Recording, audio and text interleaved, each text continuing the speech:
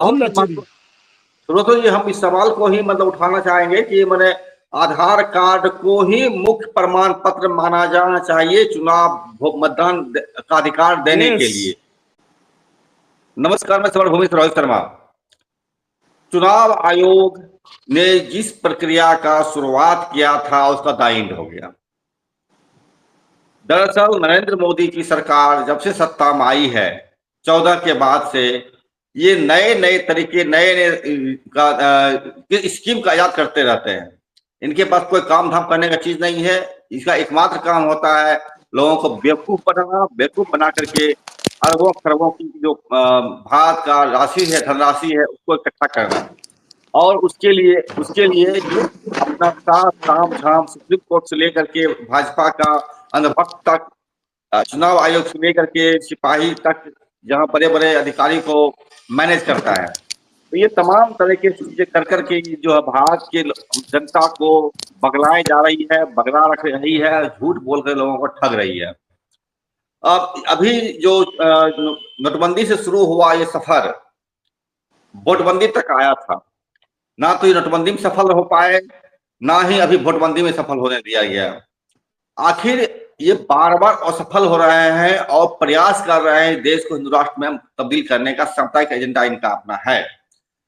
फिलहाल हम बात करेंगे जो वोटबंदी का जो सिलसिला शुरू किया था, उस सिलसिले में किस तरह इसका डी इंड हुआ है और किस तरीके से इसने जो है बाकायदा अब सरेंडर कर दिया है और अपने मुद्दे से एक कदम पीछे हटाए हैं। ये एनआरसी लाने की प्रक्रिया थी जिस पर ये चोट खाए हैं, मुंह की खाए हैं। आज का अखबारों में विज्ञापन है इस संदर्भ में, और कल से ये प्रक्रिया शुरू हो गई थी। पूरे बिहार के लोगों का प्रतिरोध था और जो नोटबंदी करने का प्रयास किया गया था उसका समापन हो गया।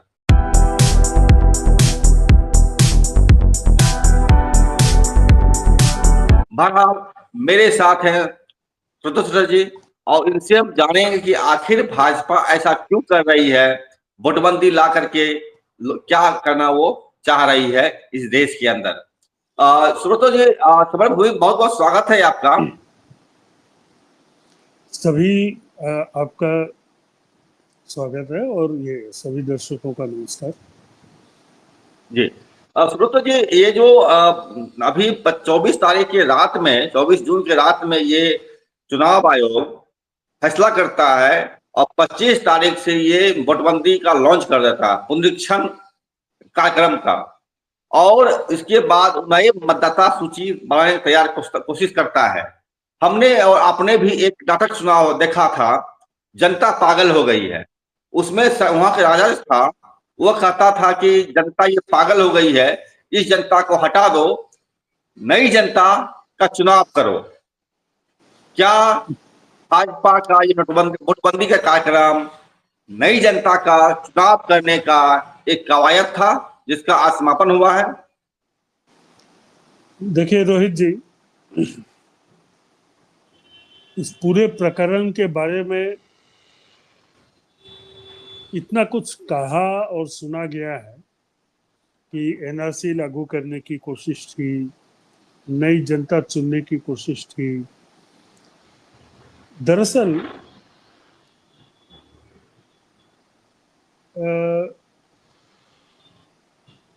क्रिमिनल वहां से सोचना शुरू करता है जहां से आम आदमी सोचना जहां पर जाके बंद कर।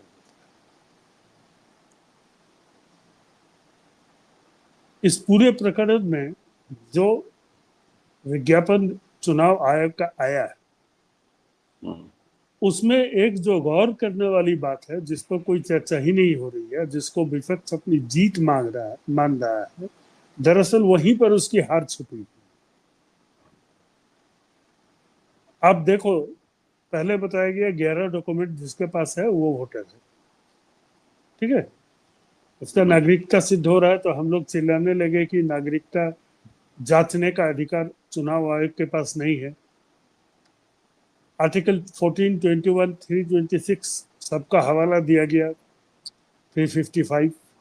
1995 के केस का हवाला देंगे कि चुनाव आयोग के पास कोई अधिकारी नहीं है ये जांचने that is election commission has no right to confer citizenship upon a person और to snatch it away from you. न किसी को नागरिक घोषित करने का अधिकार चुनाव आयोग के पास है, न ही किसी की नागरिकता छीनने का अधिकार सुप्रीम कोर्ट के पास है। ये तो संसद के पास भी नहीं है, सिर्फ न्यायपालिका के पास है। ये सारी बातें कॉमन नॉलेज में, इस पर बहस करके बात करके कोई फायदा नहीं है। जो असल मुद्दा है वो, जैसे मैंने पहले एक पोस्ट पर लिखा था फेसबुक में कि बिहार चुनाव में 45-46 लाख बोगस मतदाताओं को जोड़ने की कामयाब चल रही है, कोशिश चल रही है। अब आप देखिए ये कैसे हो रहा है, ये इंटरेस्टिंग है। जो विज्ञापन चुनाव आयोग ने दिया है, परपेटेडली दिया है, क्योंकि अभी तक चुनाव आयोग की वेबसाइट पर ऐसा कुछ हमें दिखा नहीं है, लेकिन पटना में विज्ञापन तो आया है और ये प्रक्रिया भी शुरू हो गई है। तो हम ये मानकर चलते हैं कि चुनाव आयोग का विज्ञापन है। हो सकता है वेबसाइट में लोड करने में, अपलोड करने में उनको थोड़ा समय लग रहा हो, कोई भी कारण जो भी हो। उसमें आप देखेंगे कि या तो आपके पास 11 डॉक्यूमेंट है तो दे दीजिए, अन्यथा आप बीएलओ जो फॉर्म लेके जा रहे हैं मतदाता के लिए, उस फॉर्म को आप भर दीजिए। उसमें एक इम्पॉर्टेंट चीज है कि अगर आपके पास कोई आइडेंटिफिकेशन नहीं है तो भी आप फॉर्म को भरिए, नंबर 1। नंबर 2, अगर आपके पास फोटो नहीं है तो भी आपका ये फॉर्म मान्य है। इसका मतलब आप समझ रहे हैं? इसका मतलब ये हुआ, अभी तक तो हम कह रहे थे कि आधार कार्ड के सारे बिहार के मतदाताओं के पास है करीब करीब, वो एक डॉक्यूमेंट है जिससे ये सिद्ध होता है कि हम नागरिक भी हैं, हम वोटर भी हैं, इलेक्शन कमीशन के आईडी भी हमारे पास है। लेकिन आज अगर किसी के पास न इलेक्शन कमीशन की आईडी है, वोटर आईडी है, न ही आधार कार्ड है, न ही फोटो है, वो भी अगर मतदाता है, तो इसका मतलब है कि वो 45 लाख जो बोगस वोट है उनको मतदाता सूची में स्थान देने का रास्ता निकल गया। क्या ऐसा नहीं होगा? क्या इसके बारे में लोग सोच रहे हैं? तो मेरी चिंता इस बात को लेकर है कि जैसा कि उस विज्ञापन में लास्ट में कहा गया है, निचले वाले हिस्से में, कि अगर आपके पास इन 11 में से कोई भी डॉक्यूमेंट नहीं हो तो भी आप फॉर्म भरिए, अगर आप फोटो आपके पास नहीं हो तो भी आप फॉर्म भरिए। इसका मतलब क्या हुआ? इसका मतलब साफ है, ये जो फेसलेस वोटर हैं, एनोनिमस लोग हैं, फर्जी वोटर है, वो 40-45 लाख, वो भी फॉर्म भरेंगे और उनको मताधिकार का अधिकार दे दिया जाएगा। बिहार में मतदाता की सूची में उनका नाम लिस्ट में आ जाएगा। तब आप क्या करेंगे? देखिए, इसीलिए मैंने ओपनिंग सेंटेंस में कहा, ये धुरंधर क्रिमिनल लोगों की सरकार है, इनको आप अंडर एस्टिमेट मत कीजिए। जी जी जी जी। इन्होंने एक एक्सरसाइज किया, ये जानते थे कि ये चीज कोर्ट में नहीं टिकेगी, ये विपक्षी पार्टियां इसको स्वीकार नहीं करेंगी। अब चुनाव आयोग कहेगा, जब आप हल्ला करेंगे कि ये 40-45 लाख वोटर तो बिहार के हैं ही नहीं, जब आप इसको लेकर लड़ेंगे तब वो कहेंगे, वो डिफेंस लेंगे, तो मैंने तो आपको पहले ही कहा था कि ये सारे डॉक्यूमेंट दिखाओ, तब हम मानेंगे कि आप बिहार के मतदाता हैं, भारत के नागरिक हैं। तो आपने तो ऑब्जेक्शन किया, आप तो सुप्रीम कोर्ट चले गए, अब हमने सबके लिए ओपन कर दिया, फिर भी आप शिकायत कर रहे हैं। अब आप बताइए इसका क्या जवाब आप देंगे? सुब्रतो जी, एक सवाल रहेगा इस पर कि नरेंद्र मोदी ने काफी मेहनत करके और काफी लोगों को प्रताड़ित करके जो है आधार कार्ड बनवाया था। आधार कार्ड में 10 उंगलियां आंख की आइरिस की पुतलियों का स्कैनिंग किया गया था। तो वो एक व्यक्ति का सबसे बड़ा प्रमाण होता है। चुनाव आयोग ने आधार कार्ड को आधार क्यों नहीं बनाया, जो अब ये नया प्रोसेस ला दिया है फर्जी बनाने का प्रक्रिया? देखिए, रोहित जी, ऐसा है ना कि चुनाव आयोग जानती है कि आधार कार्ड को मान्य डॉक्यूमेंट नहीं मानना, इलेक्शन वोटर आईडी कार्ड को मान्य डॉक्यूमेंट नहीं मानना, मनरेगा को कार्ड को मान्य डॉक्यूमेंट नहीं मानना, ये सारी चीजें जो हैं गैर कानूनी और असंवैधानिक है। और कोई भी व्यक्ति किसी भी कोर्ट में इसको लेकर चला जाएगा तो चुनाव आयोग एक दिन के लिए नहीं टिकेगा, वो वहां साबित ही नहीं कर सकती है। पहली बात तो वही मैंने कहा ना कि चुनाव आयोग को कोई हक नहीं है किसी की नागरिकता, और मेरी नागरिकता प्रूफ करने का ओनस मेरे ऊपर नहीं है। ये तो आपको बताना है ना कि मैं नागरिक नहीं हूं, हम्म। आपको प्रूफ करना है ना, सरकार को प्रूफ करना है ना कि मैं कैसे नागरिक नहीं हूं। ये मेरी जिम्मेदारी थोड़ी ना है। मैं तो यहाँ पैदा हुआ हूँ, यहाँ काम करता हूँ, यहाँ सांसें लेता हूँ, यहाँ मेरा परिवार बढ़ गया, बच्चे हो गए, सब हो गए। तो ये मेरी जिम्मेदारी कहाँ बनती है? अगर मैं जी जी। नागरिक था ही नहीं तो इतने सालों से जो मैं इस देश में जी रहा था, ये बिना नागरिक हुए जी रहा था, वैसे ही नौकरी मैंने कर ली, वैसे ही मैंने सरकारी जो स्कीम्स है उसका फायदा उठा लिया, तब तो पूरा सिस्टम ही ढह जाएगा ना। मतलब हम्म। आप जो 2 करोड़ मतदाताओं के बारे में चुनाव आयोग बात कर रहा था, तो ये 2 करोड़ लोग, बिहार की कुल जनसंख्या है कितनी? हम्म। 12 करोड़। उनमें से 13 दो करोड़ है। करोड़ लोग 10 करोड़, 10 करोड़ नहीं, में से 13 करोड़ है। 13 करोड़ है, जिसमें आप पौने तेरह 8 करोड़ करोड़ हो, जो है मतदाता है। 8 करोड़ मतदाता हैं, 13 करोड़ जनसंख्या है। जी। इन 8 करोड़ मतदाताओं में से 2 करोड़ यानी 25% हम्म। नागरिक ही नहीं है, नागरिक ही नहीं है, बिल्कुल। है ना। अब देखो, इसीलिए मैंने कहा था, लिखा था कि अगर आप 2 करोड़ मतदाताओं को अपना नागरिक ही नहीं मानते, उनको बोगस वोटर मानते हैं, तो फिर 2024 के चुनाव के जो रिजल्ट है उनको अवैध घोषित कर दीजिए। हम्म। क्योंकि आप मान रहे हैं कि पूरे देश में 20-25% जो वोटर हैं, बिहार तो एक सैंपल है ना। जी। तो बिहार में अगर 2 करोड़ है 8 करोड़ में, तो यूपी में मान लो कि 15 करोड़ वोटर हैं, उसमें से आपके 20% ले लीजिए, कितने हो गए? हाँ, 3 करोड़ लगभग, 3 साढ़े 3 करोड़। 3 करोड़।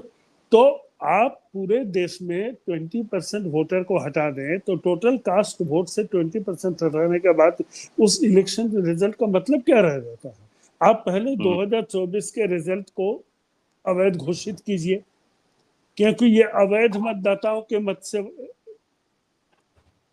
चुनाव का नतीजा आया था। उसके बाद हम्म। आप बिहार में ये लागू कीजिए। पहले तो आपका 2024 का चुनाव तो अवैध हो गया ना, बिल्कुल। क्योंकि आप तो खुद ही मान रहे हैं कि अवैध मतदाता रहे हैं, वोट दिया उसको, बिल्कुल। वोट दिया है। तो अवैध मतदाताओं के वोट से बनी हुई सरकार भी तो अवैध है, हम्म। वो कहां से हम्म। अवैध हो जाती है? जी।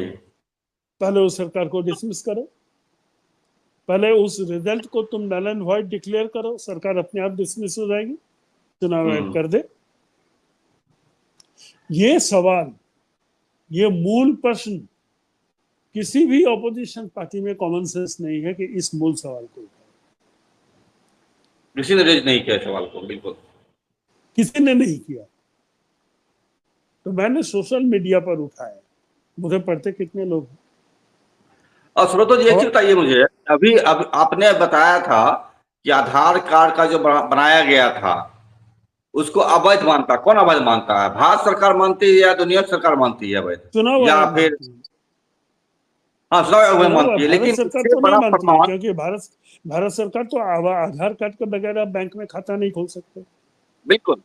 आधार तो कार्ड के ऐसे में, बगैर आप जनधन योजना में का लाभ नहीं उठा सकते, मुद्रा योजना का लाभ नहीं उठा सकते, आप मनरेगा में मजदूरी नहीं कर सकते। तो हम्म। भारत सरकार कहाँ कहती है कि आधार कार्ड नहीं है? लेकिन चुनाव आयोग कहती है कि ये भी एक इंटरेस्टिंग पॉइंट है। चुनाव हम्म। आयोग एक इंडिपेंडेंट बॉडी, संवैधानिक संस्था है। वो भारत सरकार मने एग्जीक्यूटिव से वो अलग है। इसका मतलब नहीं है कि वो भारत के संविधान के बाहर की चीज है, उसी के जी अंदर जी में है ना। तो चुनाव बिल्कुल। आयोग कैसे कह सकती है कि भारत सरकार ने जो आधार कार्ड दिया वो अमान्य है? इसका मतलब आप भारत सरकार को ही इलिजिटिमेट मान रहे हैं, जी गैर कानूनी मान रहे हैं। भारत हाँ हाँ। सरकार द्वारा जारी किए गए प्रमाण पत्र को जब आप मान्यता नहीं दे रहे हैं, इसका मतलब है कि भारत सरकार को आप मान्यता नहीं दे रहे। नहीं दे रहे हैं, बिल्कुल बिल्कुल। सीधी सी बात है। और आगे देखिए, वोटर आईडी कार्ड को भी आप मान्यता नहीं दे रहे हैं, मतलब आप हाँ। अपने ही इंस्टीट्यूशन द्वारा जारी किए गए जो आईडी कार्ड है उसको भी आप हम्म, मान्यता मान्यता नहीं दे रहे हैं, मतलब आप अपनी इंस्टीट्यूशन को भी वैध नहीं मानते हैं। हम्म, आगे बात, अगर आप अपने संस्था को वैध मानते हैं तो आपके द्वारा जारी किए गए आईडी को, ये वोटर आईडी को आप मानते। ये तो वैसी ही बात हो गई जैसे कि हम रेलवे के काउंटर से जाकर मैंने टिकट खरीदा, रिजर्वेशन करवाया, जब मैं ट्रेन में चढ़ा तो मुझे टीटी कहता है इस टिकट को तो मैं मानता नहीं। हम्म। क्या वो तब तो टीटी सुब्रतो रेलवे जी, की अथॉरिटी को चैलेंज कर सकता है? तब नहीं तो कर सुब्रतो सकता। जी बिल्कुल। तो सुब्रतो जी यही लगता है, एक चीज हमको लगता है कि जिस तरह से महाराष्ट्र में चुनाव में फर्जी या बोगस वोटर तैयार करके जो है फर्जी तरह से जिताया गया था, इस खेल को बिहार में भी चुनाव आयोग जो है अब इसके माध्यम से कि आप अनिवार्य दस्तावेज नहीं है, यही कागज दस्तावेज है, कोई भी तरीके का आप बन सकते हैं, फोटो नहीं है तो भी और यही प्रमाण पत्र नहीं है तो भी। यही यही मंशा शुरू से थी, लेकिन जी। इसको इम्प्लीमेंट कैसे करें?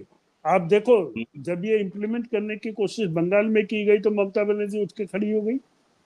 हाँ। बिहार में तो कुछ हुआ नहीं।